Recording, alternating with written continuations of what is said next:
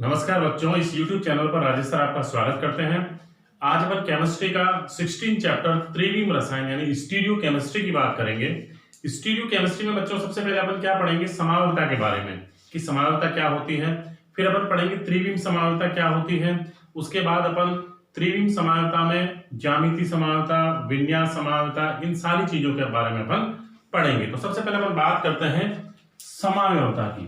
त्रिविम से पहले बात आती है समावयवता की। समावयवता की खोज किस प्रकार हुई? तो समावयवता की खोज जो है वो सर्वप्रथम 1820 में लिविंग नामक एक वैज्ञानिक थे। लिविंग और उनके साथ में थे वोलर। तो लिविंग तथा वोलर ने सबसे पहले इसकी खोज की। यानी समावयवता की अगर खोज का श्रेय जाता है तो वो जाता है लिविंग तथा वोलर नामक वैज्ञानिकों ने। इन्होंने क्या किया, इन्होंने सिल्वर फुलमिनेट तथा सिल्वर साइनेट, दो यौगिक थे, सिल्वर फुलमिनेट AgOCN तथा सिल्वर साइनेट AgCNO, ये दो यौगिक थे बच्चों। इन दोनों यौगिकों में उन्होंने देखा, जब इसका अध्ययन किया तो देखा कि दोनों यौगिकों की संरचना जो है, इनका संगठन जो है वो बिल्कुल समान है। यानी इनके अणुसूत्र दोनों के बिल्कुल समान थे, लेकिन इनकी जो गुणधर्म थे उन गुणधर्मों में भिन्नता थी। यानी गुणधर्म जो थे इनके भौतिक और रासायनिक वो भिन्न भिन्न थे। तो उन्होंने देखा कि ऐसा क्यों पाया गया। इसके बाद एक वैज्ञानिक आए, बर्जीलियस तथा वोलर।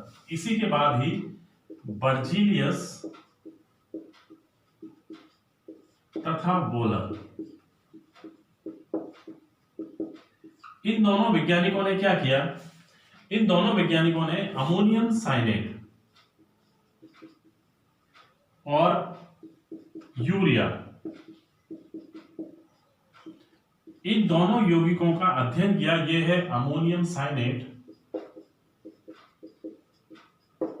और दूसरा है यूरिया। उन्होंने देखा कि दोनों के दोनों जो यौगिक हैं, इन दोनों यौगिकों का जो अणुसूत्र है वो बिल्कुल समान होता है, लेकिन इनके रासायनिक गुणधर्म जो हैं वो भिन्न भिन्न थे। इनके भौतिक और रासायनिक गुणधर्म दोनों ही भिन्न थे।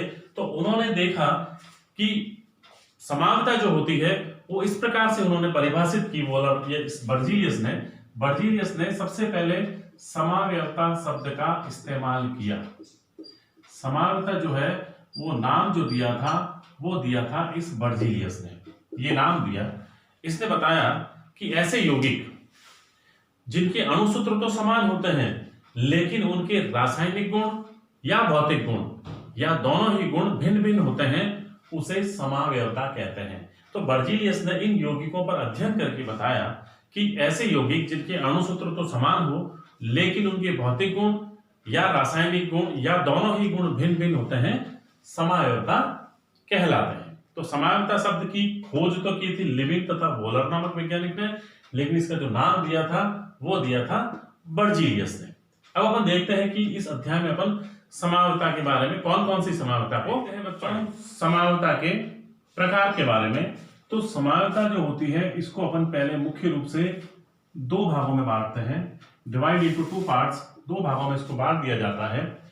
पहला जो होता है उसको अपन कहते हैं संरचना समावयवता। दूसरी जो समावयवता होती है वो होती है त्रिविम समावयवता।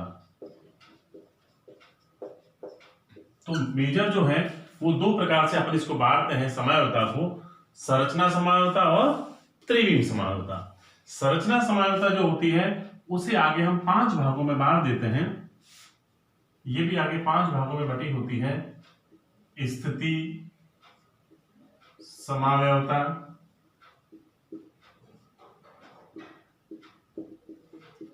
श्रृंखला समावयवता,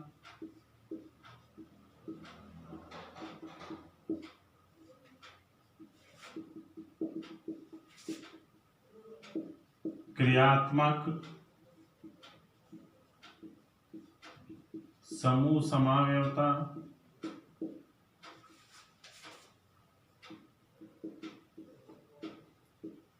मध्यावयवता और एक पांचवी होती है चलावयवता। ये 5 प्रकार की जो होती है ये संरचना समावयवता होती है, क्योंकि इनके अणुसूत्र तो समान होते हैं लेकिन इनके संरचना सूत्रों में भिन्नता पाई जाती है।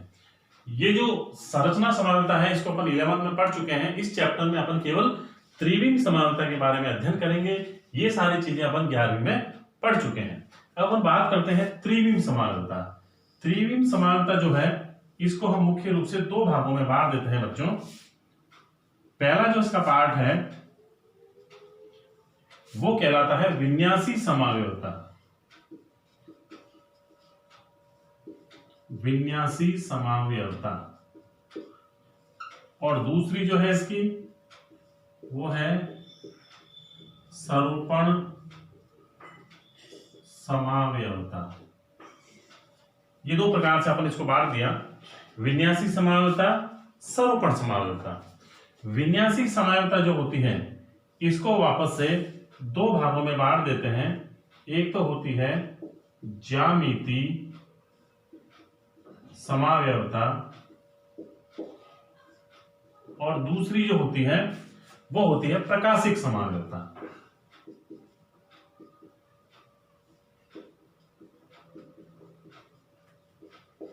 प्रकाशिक समावयवता। तो इसका जो ये वाला जो अपना पार्ट है इसको अपन पढ़ेंगे, लेकिन इस बार आरबीएसई ने कुछ सिलेबस में संशोधन किया है। उसमें उसने इस सरूपण समावयवता का जो टॉपिक है उसको पूरा हटा दिया गया है। तो अपन केवल इस बार 2021 के लिए जो सिलेबस दिया गया है उसमें ज्यामिति समावयवता और प्रकाशिक समावयवता का अपन अध्ययन करेंगे। यानी इस चैप्टर में हम इन 2 टॉपिक का ही अध्ययन करेंगे, ज्यामिति समावयवता और प्रकाशिक समावयवता का। तो अपन देखते हैं, सबसे पहले अपन बात करते हैं बच्चों कि ज्यामिति समावयवता क्या होती है, उसके बाद अपन पढ़ेंगे प्रकाशिक समावयवता क्या होती है, किन किन यौगिकों में ये पाई जाती है। बच्चों पहले अपन पढ़ते हैं ज्यामिति समावयवता को।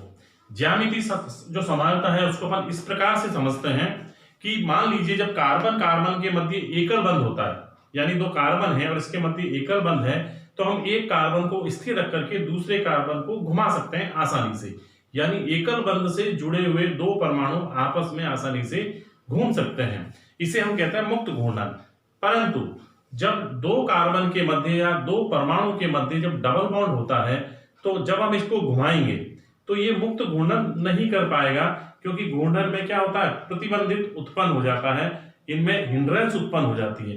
इस प्रकार के घूर्णन को अपन कहते हैं प्रतिबंधित घूर्णन। यानी जब द्विबंध उपस्थित है किन्हीं 2 परमाणु के मध्य तो वो आपस में फ्री रोटेशन मुक्त घूर्णन नहीं कर पाते, और इस प्रकार के घूर्णन को हम कहते हैं प्रतिबंधित घूर्णन। तो ऐसे यौगिक जिनमें ये प्रतिबंधित घूर्णन पाया जाता है उनके अगर दोनों परमाणुओं पर जो या तो कार्बन हो सकते हैं या अन्य परमाणु भी हो सकते हैं, तो दोनों कार्बन पर जो परमाणु होते हैं उन पर भिन्न भिन्न समूह उपस्थित होने पर उनके 2 भिन्न विन्यास प्राप्त होंगे, और जब 2 भिन्न विन्यास प्राप्त होंगे तो इस प्रकार की समावयवता को ज्यामिति समावयवता कहते हैं, और 2 भिन्न विन्यास वाले जो यौगिक होते हैं उनको ज्यामिति समावयवी कह देते हैं। तो हम कह सकते हैं कि ज्यामिति समावयवता के लिए 2 शर्तें आवश्यक होती हैं। कौन सी 2 शर्तें हैं? यानी इस समावयवता को प्रदर्शित करने के लिए 2 शर्तें हैं। कौन सी 2 शर्तें हैं? कि पहला तो प्रतिबंधित घूर्णन, यानी प्रतिबंधित घूर्णन होना चाहिए कार्बन कार्बन परमाणु के मध्य। कहने का मतलब या तो डबल बॉन्ड हो सकता है या कोई वलय संरचना हो सकती है। वलय संरचना वाले यौगिक भी आपस में घूम नहीं पाते। दूसरी कंडीशन क्या होती है कि दोनों परमाणुओं पर, या हम कह सकते हैं दोनों परमाणुओं पर समान समूह उपस्थित नहीं हो। समान समूह 2 परमाणु कौन से?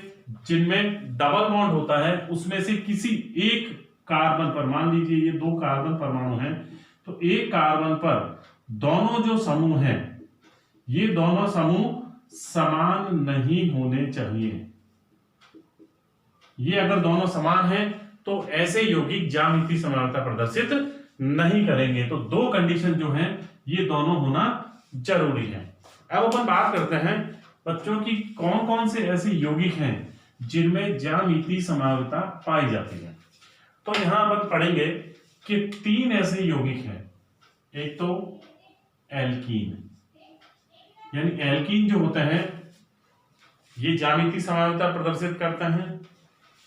दूसरे ऑक्सीन्स, ऑक्सीन जो होते हैं वो भी ज्यामितीय समानता प्रदर्शित करते हैं। और तीसरे होते हैं एलिसाइक्लिक, एलिसाइक्लिक यौगिक। इन तीनों का अपन बारी बारी से अध्ययन करेंगे। सबसे पहले अपन बात करेंगे एल्कीन की, कि एल्कीन जो होते हैं वो किस प्रकार से ज्यामितीय समानता प्रदर्शित करते हैं।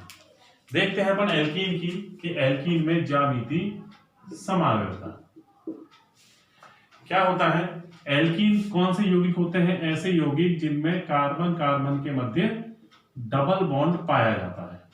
द्विबंध युक्त कार्बन जो होते हैं वो सारे एल्कीन कहलाते हैं। जब इन एल्कीन के यानी दोनों जो कार्बन हैं इनमें इस प्रकार के समूह उपस्थित हों,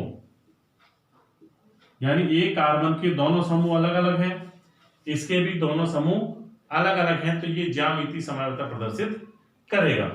एक रूप तो ये हो गया। दूसरा इसका रूप क्या हो सकता है कि जब एक कार्बन के दोनों समूह अपने विन्यास को बदल लें तो हमें क्या संरचना प्राप्त होगी?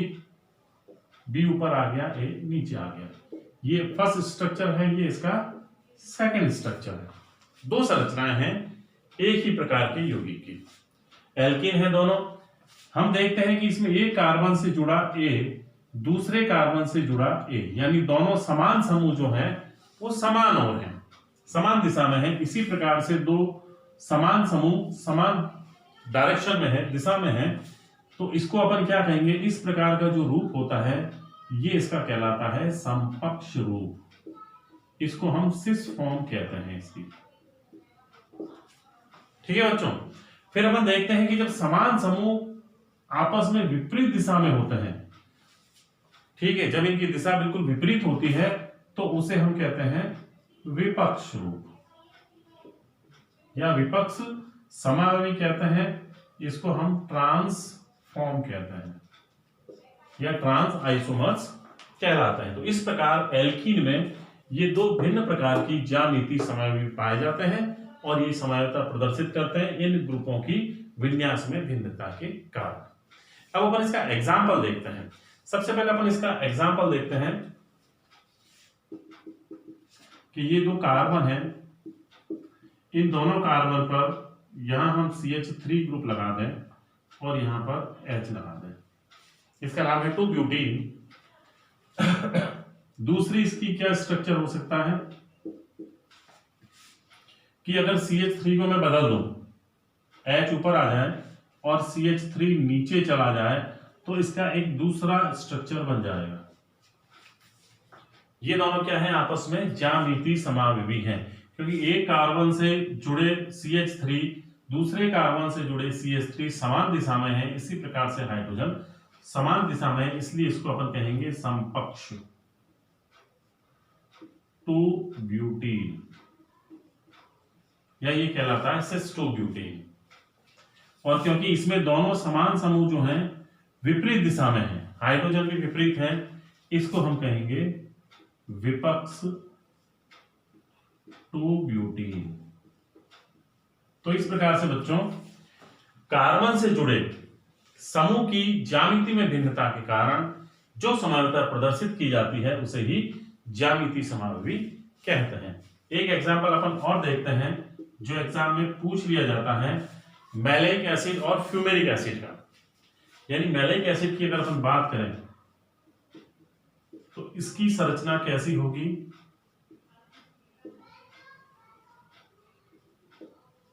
यानी जब एसिड समूह दोनों कार्बन से जुड़े दोनों एसिड समूह समान दिशा में है तो इसको हम कहेंगे मैलेइक एसिड।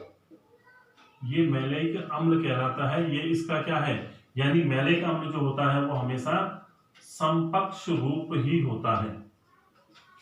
ठीक है, अगर हम इसको एक यौगिक को, इसका जो ग्रुप है कार्बन से जुड़ा हुआ एसिड ग्रुप, उसकी दिशा अगर बदल दें,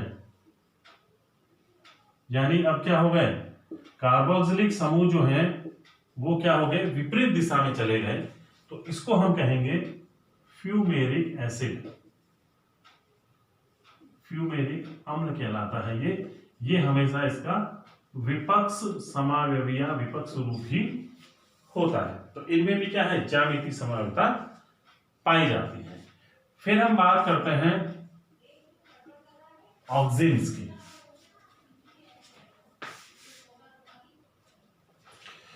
अब हम बात करते हैं बच्चों ऑक्सीन्स की। ऑक्सीन्स को सिन एंटी समावयवता भी कहते हैं, यानी इसको हम सिन एंटी समावयवता भी कहते हैं। बात करते हैं सबसे पहले अपन ऑक्सीन्स क्या होते हैं, यानी जब एल्डिहाइड अथवा कीटोन की अभिक्रिया हाइड्रोक्सल एमीन से कराई जाती है, ये हाइड्रोक्सल एमीन है NH2OH, जब हाइड्रोक्सल एमीन से इसकी अभिक्रिया होती है तो क्या होता है, इस तरह से यौगिक बन जाते हैं डबल बॉन्ड N और OH। इन यौगिकों को ही हम क्या कहते हैं, ऑक्सीन्स कहते हैं। ये ऑक्सीन कहलाता है। यानी अगर ये एल्डिहाइड है, एल्डिहाइड अगर है तो ये क्या कहलाएंगे, एल्डोक्सिन। अगर ये कीटोन है तो इसको हम कहेंगे कीटोक्सिन। यानी एल्डोक्सिन या कीटोक्सिन हो सकते हैं ये ऑक्सीन। ये डिपेंड करता है कि कार्बन पर कौन से ग्रुप जुड़े हुए हैं। जब दोनों ही एल्किल समूह जुड़े होंगे तो उस समय ये कहलाएंगे कीटोन और कहलाएंगे कीटोक्सिन। जब एक एल्किल और दूसरा H समूह जुड़ा होगा तो ये एल्डिहाइड होंगे और कहलाएंगे एल्डोक्सिन। तो ये तो बात हुई कि ऑक्सीन्स क्या होते हैं, किस प्रकार से ये बनते हैं। अब हम बात करते हैं इसमें समावयवता की, कि ऑक्सीन्स जो होते हैं उसमें कार्बन और नाइट्रोजन के मध्य डबल बॉन्ड उपस्थित है।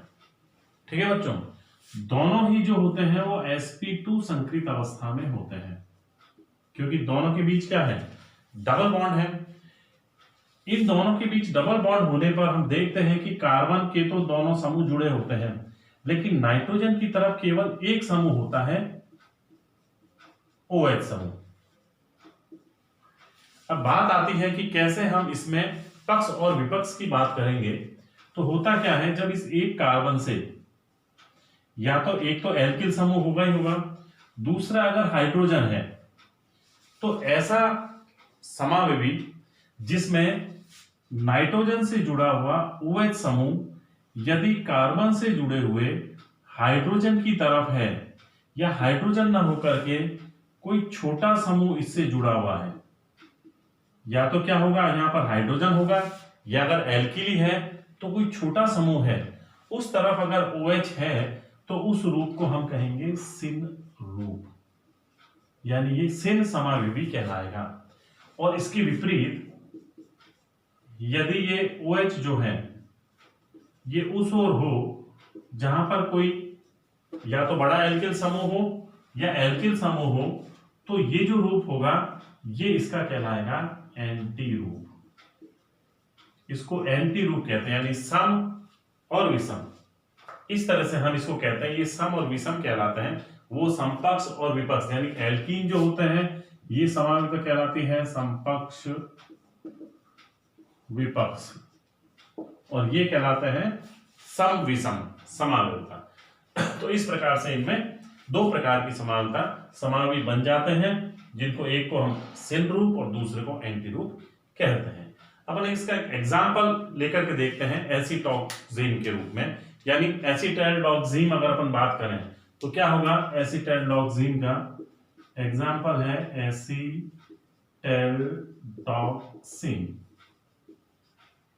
एसिटैल्डोक्सिन का संरचना सूत्र की अगर अपन बात करें तो ये इस प्रकार से होगा OH, एक पर H और एक पर CH3। ये एसीटाइल ऑक्सीजन की पहली संरचना है। इसमें OH कहाँ है? H की तरफ है। दूसरी अगर अपन इसकी संरचना देखें तो CH3 वहीं पर है, H और ये हो गया OH। अब इसकी दो प्रकार की संरचना हो गई। एक में तो देखें कि OH जो है वो H की तरफ है, छोटे समूह की तरफ है, तो इसको तो अपन कहेंगे इसका ये सिन रूप है।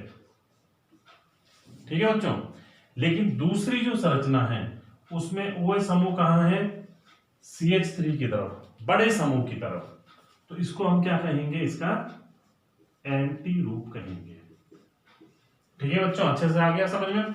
तो इस प्रकार हम इसको यानी OH समूह के आधार पर कि ये किस ओर स्थित है, या तो हाइड्रोजन की तरफ या छोटे समूह की तरफ अगर है तो इसको सिन रूप कहेंगे, या हाइड्रोजन के विपरीत है या बड़े समूह की तरफ है तो उसे हम एंटी रूप कहेंगे। तो इस प्रकार से हम ऑक्सिजन में ज्यामितीय समानता को समझा सकते हैं। फिर हम बात करते हैं एलिसाइक्लिक यौगिकों की कि एलिसाइक्लिक यौगिक किस प्रकार से ज्यामितीय समानता प्रदर्शित। बच्चों, एलिसाइक्लिक यौगिक में ऐसे साइक्लोएल्केन जो द्विप्रतिस्थापी होते हैं, यानी द्विप्रतिस्थापी साइक्लोएल्केन यौगिक जो होते हैं वो ज्यामितीय समानता प्रदर्शित करते हैं, जैसे कि साइक्लोप्रोपेन, साइक्लोब्यूटेन, साइक्लोपेंटेन। ये अगर द्विप्रतिस्थापी हैं, दोनों समूह इनमें अलग अलग जुड़े हुए हैं, तो ये ज्यामितीय समानता को प्रदर्शित करते हैं, क्योंकि इनमें भी प्रतिबंधित घूर्णन पाया जाता है, मुक्त घूर्णन संभव नहीं होता। तो अपन ये एग्जाम्पल लेते हैं डाइमेथिल साइक्लोप्रोपेन की। सबसे पहले अपन एग्जाम्पल बात करते हैं डाइक्लोरो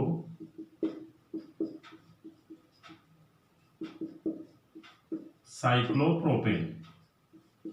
ये एक यौगिक है। किस प्रकार हो सकता है ये? एक तो अपन बात करते हैं ये साइक्लोप्रोपेन। ठीक है बच्चों। डाइक्लोरो यानी दो इसमें क्लोरीन है, हम इस प्रकार से जोड़ देते हैं। एक बार तो हम क्या करते हैं, दोनों क्लोरीन परमाणुओं को तल के ऊपर की तरफ रख देते हैं और हाइड्रोजन तल के नीचे की तरफ है। तो ये दो प्रकार के समावि प्रदर्शित कर सकता है। देखते हैं किस प्रकार से। अगर हम एक समूह को मैं नीचे घुमा दूं तो ये दूसरा समावि रूप बन जाएगा। यानी ये जो साइक्लोप्रोपेन का जो तल है इस तल के अगर समान समूह, ये दोनों समान समूह हैं, अगर समान दिशा में हैं तो इसको हम कहेंगे वही समकक्ष रूप। ये इसका समकक्ष रूप कहेंगे।